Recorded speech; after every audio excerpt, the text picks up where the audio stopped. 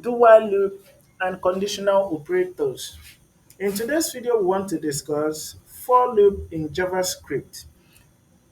If you have not watched the previous video, I'll leave the link on the description box below or you click on the icon above. If you have not subscribed to my channel, do so you'll be notified when I load new videos. This is the channel. A for loop executes in JavaScript until a given condition turns to false. What is a condition? A condition is any statement that can either be true or false. Let's look at the syntax of a for loop. The syntax of a for loop follows this way. We have the keyword for, then open parenthesis and close it.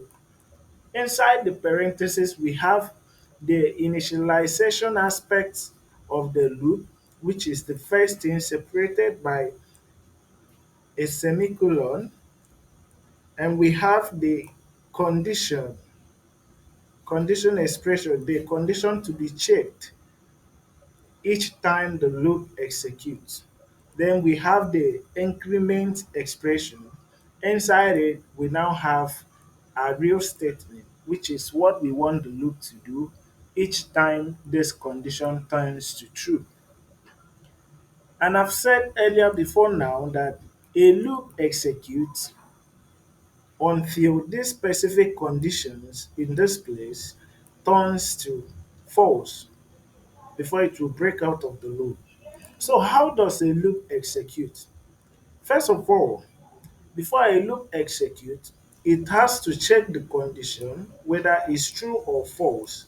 If the condition is true, it will get inside the loop and perform all the instruction given. The instruction here is your code, the code you write. So when it gets to the end of the bracket, the compiler will be notified that this is a loop. Then it will go back again to the beginning to check the condition if the condition is false. If it returns again and check the condition, then the condition is still true. It will still come inside here and perform all the codes you have written.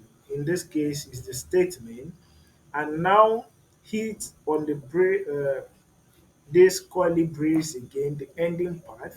It will still know that this is a loop. As we have said, a loop is when a specific stuff is done continually.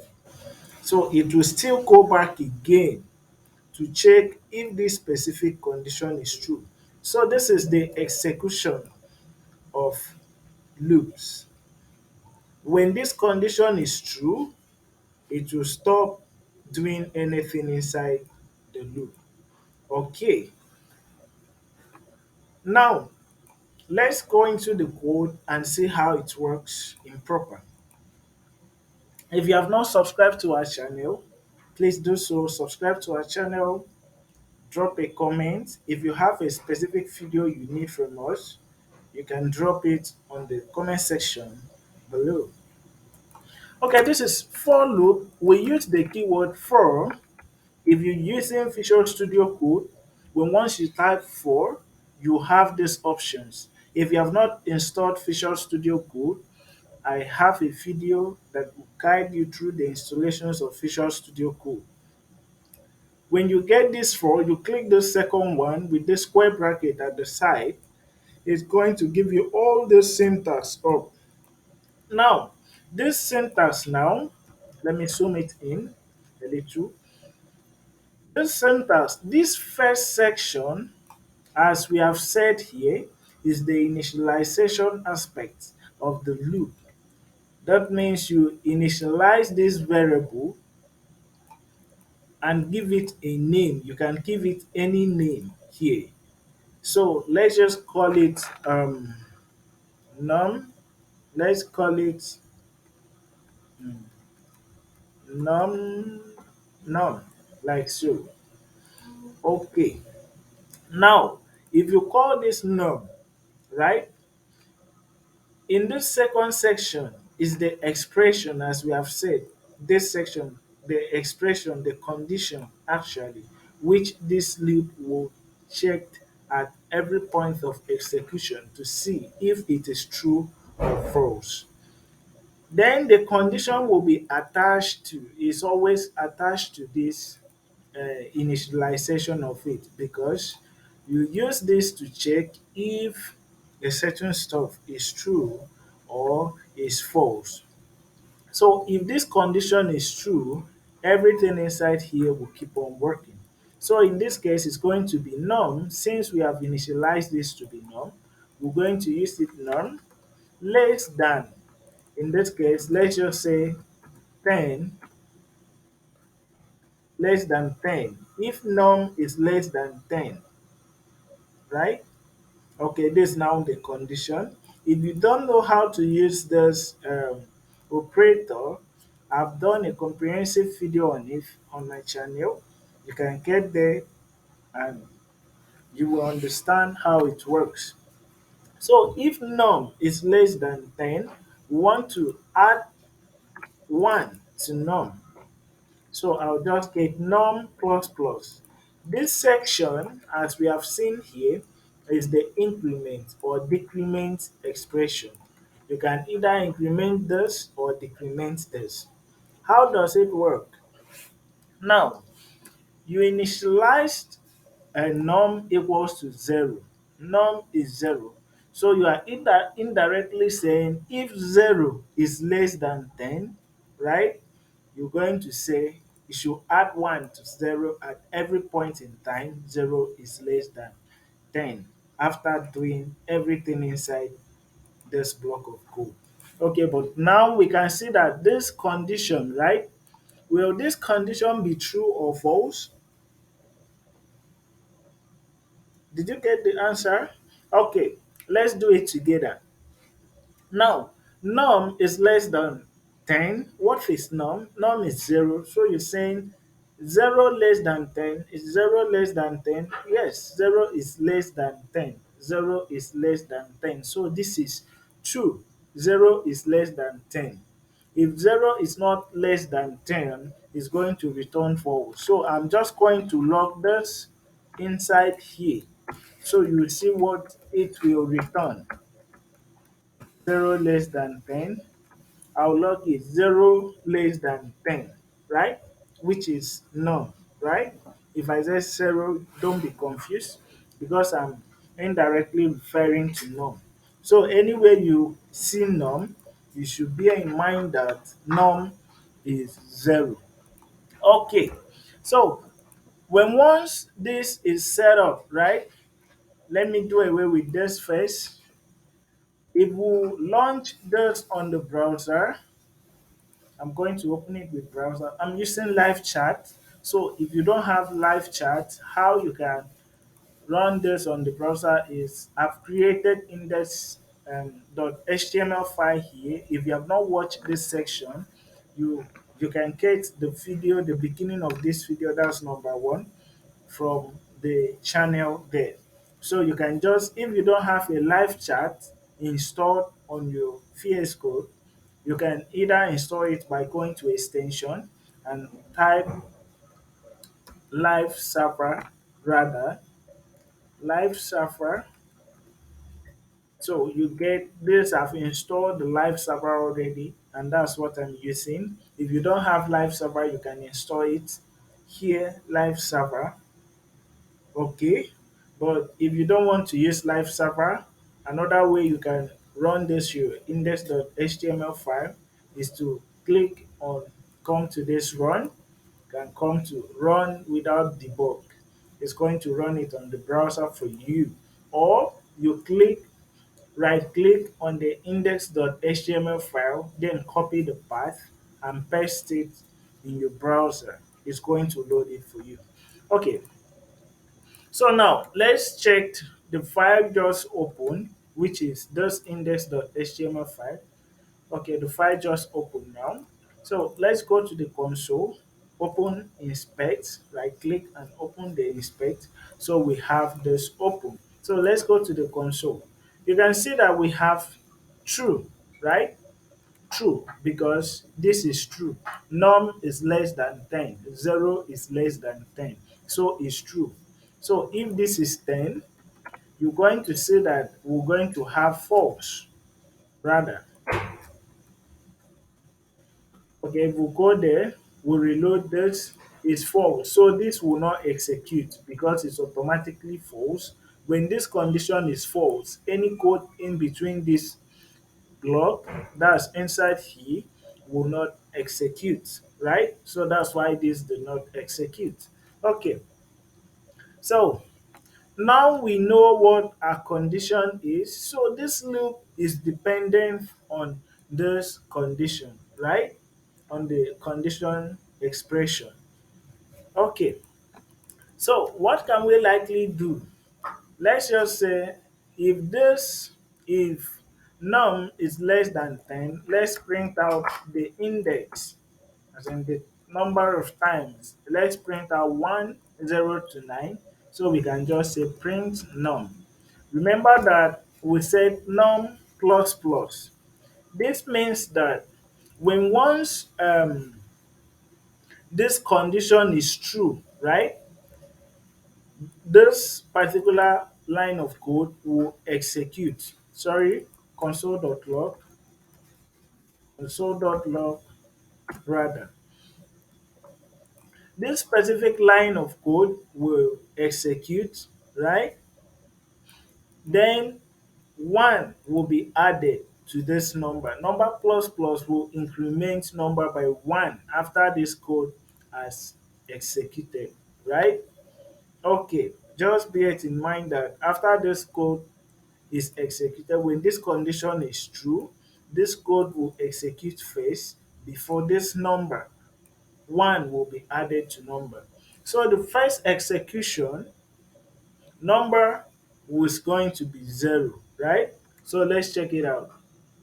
Okay, if we looked through it now, we're going to have 0 to 9. So when this condition is true, what happens is that it will come inside and print num. Initial num is 0, so it's going to print 0.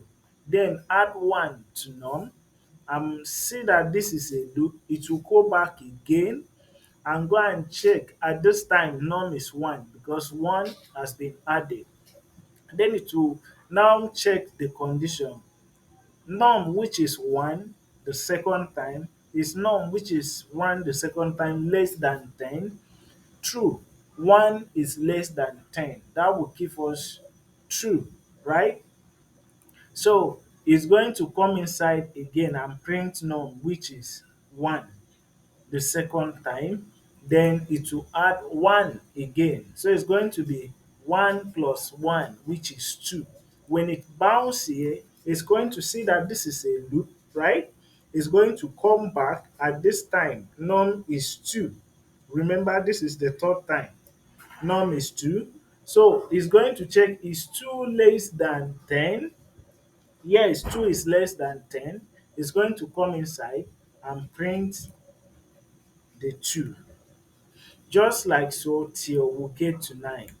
Okay, this is how for loop works, right? You can just print 1 to 10. This is typically how for loop works. Okay, this is awesome.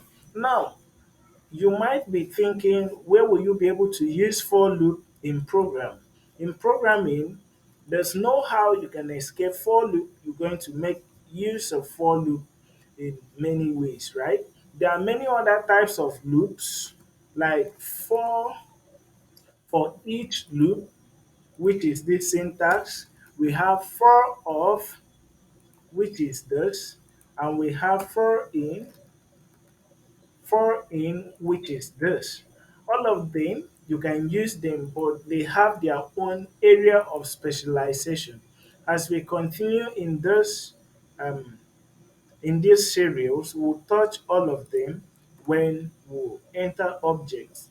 Okay, so let's do some example with for loop. This particular for loop, right, we just have. But before we do that, we're going to look at a concept in JavaScript called array, right? Array array is a container or some other programming language title array as list.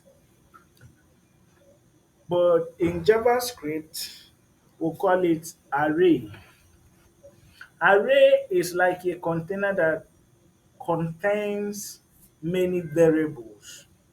Remember when we were declaring variables, we just do var score is equals to 40, like so, right? Now, what if you want to collect like up to 10 scores um, from the users?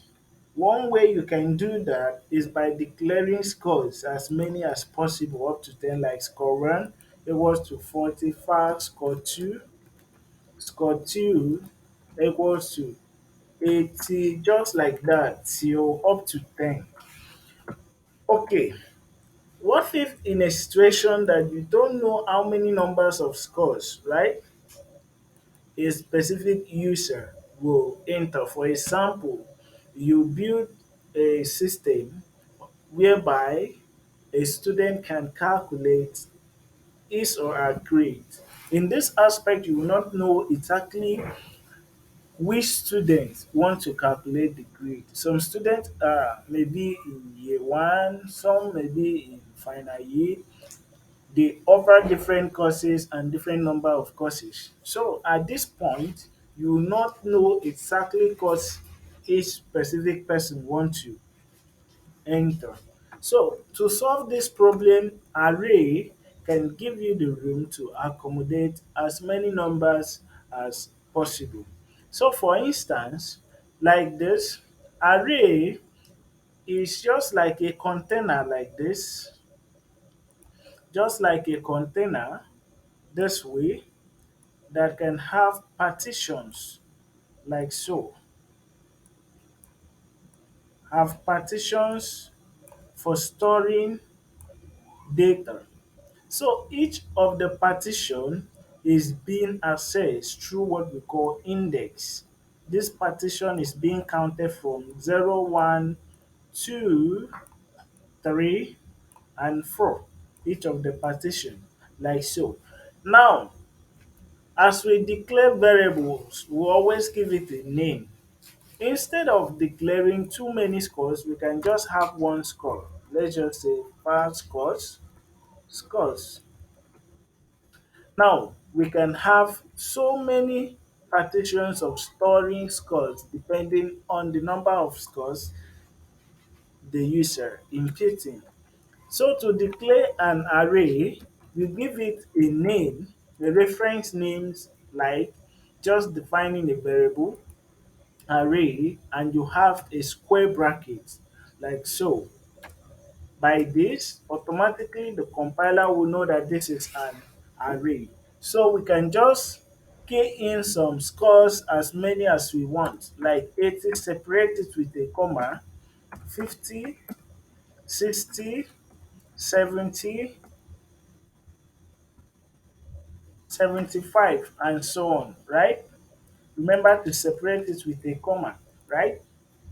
Okay, what really happened here is just like what we have here, right? So this the compiler will just create a space like this with this name Scott as a reference name, and each of these values are being imputed in this box like so. We can have 80 here as we have there. Okay, we can have 80 the same way. We can have 50, 50.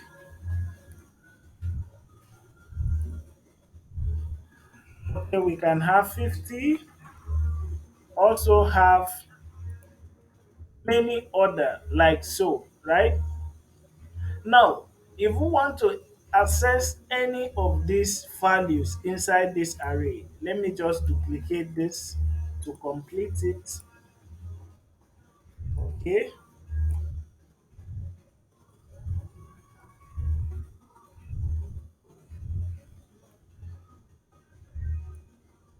Okay. Let's say we have these values. This is what really happen when you declare stuff like this. To access any of this value, right, you must call this reference name with the specific index.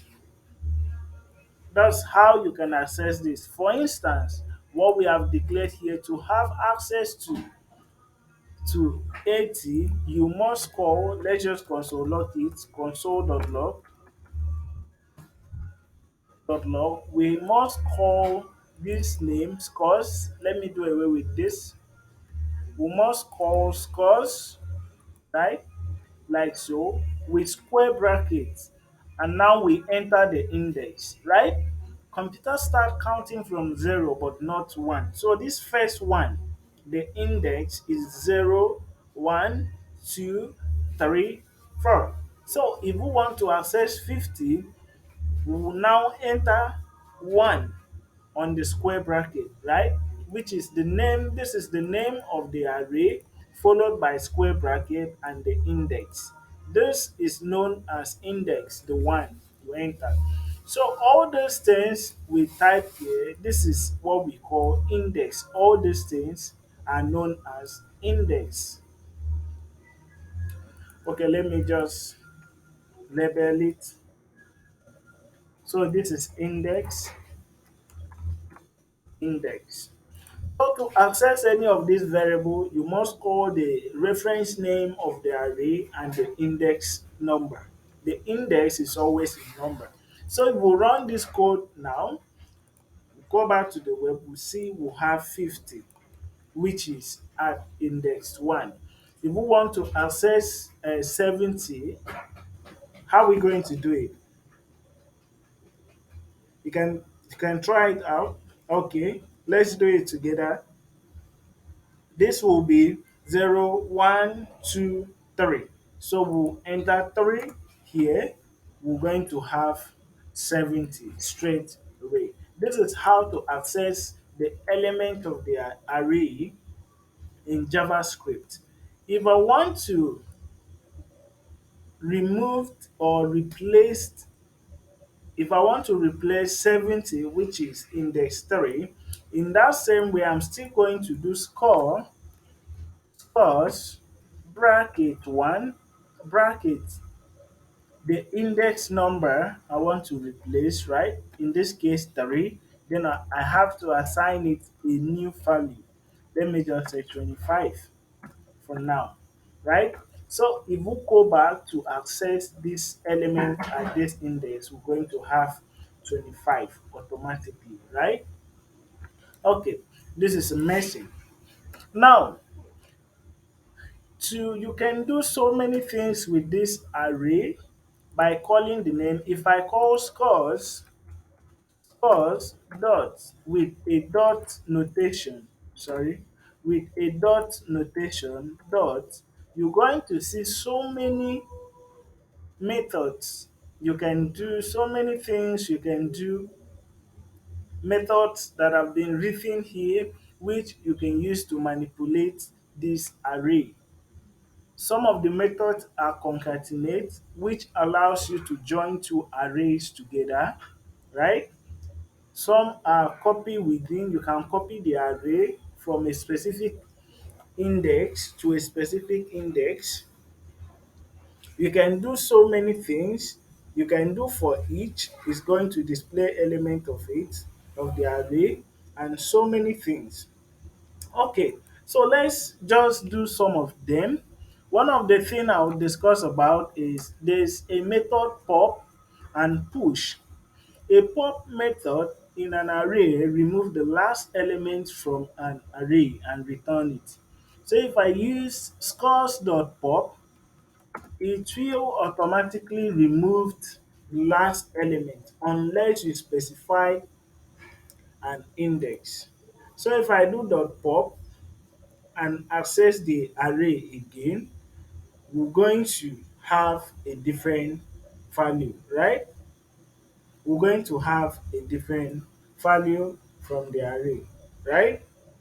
Okay. If there's no there's no element in the array, it will return an undefined.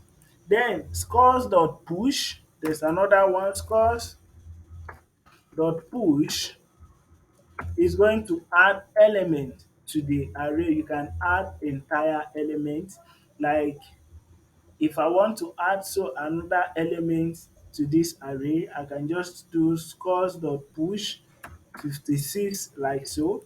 If I try to console log scores again, let me just scrap this from here. In this case, I'm not trying to access the index again, print the entire array.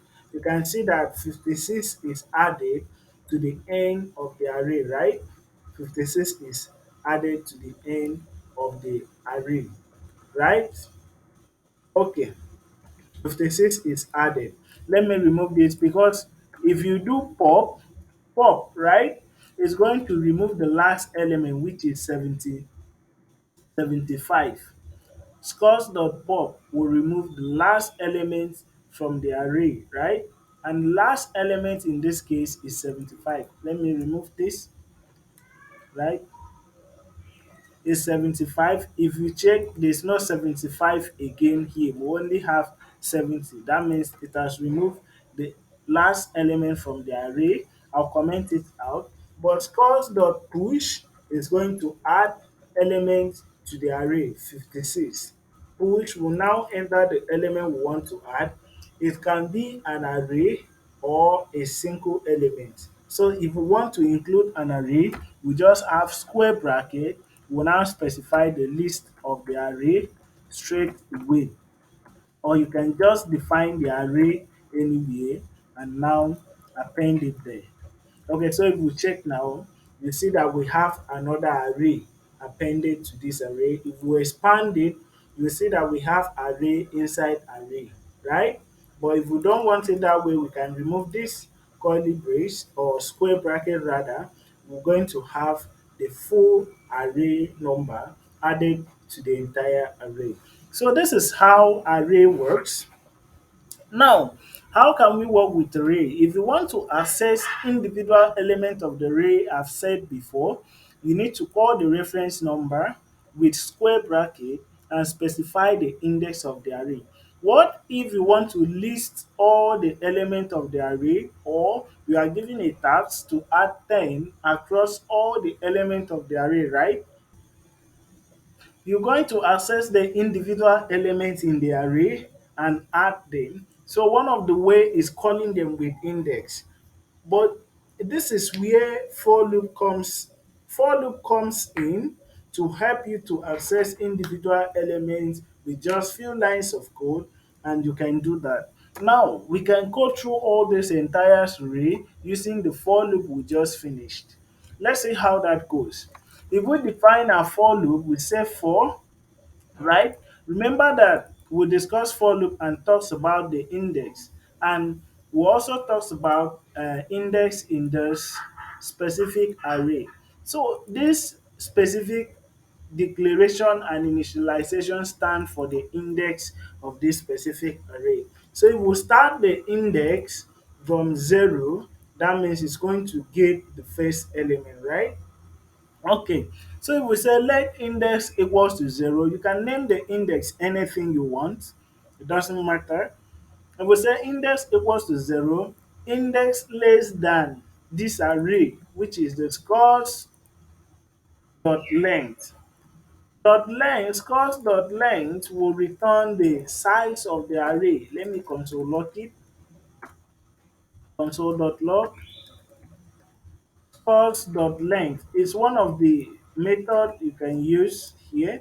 If we get scores.length in this array, we're going to have a number 5 because this is 1, 2, 3, 4, 5. We have 5 elements in this array. So scores.length will return the number of elements, which is the size of the array. So we're going to check in this our condition right away. that index less than scores dot length, and you know that scores dot length is 5, right, which is a numeric number, so index is 0. So you are indirectly saying if 0 less than 5, you should do anything inside here and add 1 to index. Remember, when 1 is added, the index now is at 1, right? Initial index is 0, which is here. If 1 is added, it will be here, right? So that gives us a sense that all the elements will be accessed in the array. So what we can do, I want to console log all the elements in the array, right? So I can just do scores. I can call scores bracket. Remember, I told you to access each element in the array in a single format. You need to pass in the index of the array. Since we already have the index here, right? So we're going to pass it in index, right? Instead of entering 1, after this one now, it will keep on displaying only this element. But since we know that our index always increments after the first execution, that means it will go through all the elements of the array. So what will really happen is when index is 0, which is standing at 80 here, is going to check 0 less than the length of the array. Is 0 less than 5, because the length of the array is 5, which is 1, 2, 3, 4, 5. Here 0 is less than 5. It's going to come in here and say scores. Remember that the index is 0, right? So it's going to display this specific element. It's going to store it here, right? So I'm going to console log each of the element of the array at every execution. So I'm going to console log this element, right? Element, like so. Okay, this element, right? Okay, so by so doing, we'll be able to display all the elements of the array using for loop. So let's check it out. Okay, we have successfully accessed individual elements. You see that there's a difference between accessing individual elements and just having the entire array. Let me put it so you see the differences. When you are accessing the entire array, like console.log scores, which is the entire array, you're going to have it this way. That means you don't access individual elements. You only have the array of the elements with their index, right? But when you loop it through each of the elements, you will be able to get individual elements. This only when you can do any manipulations you want with that element. So in this case, I might decide to add 10 to each of the elements, right? I might decide to add 10 to each of the elements. Let's check it out. So you see, we were able to access individual elements here and add 10 to it, and we now display it here on the console. This is how we work with array. In our upcoming video, we'll see how we can use this array to build complex applications. If you have not subscribed to my channel, please do so. Subscribe to my channel so when I load new videos, you'll be notified. Also, drop comments and like the video. See you in the next video.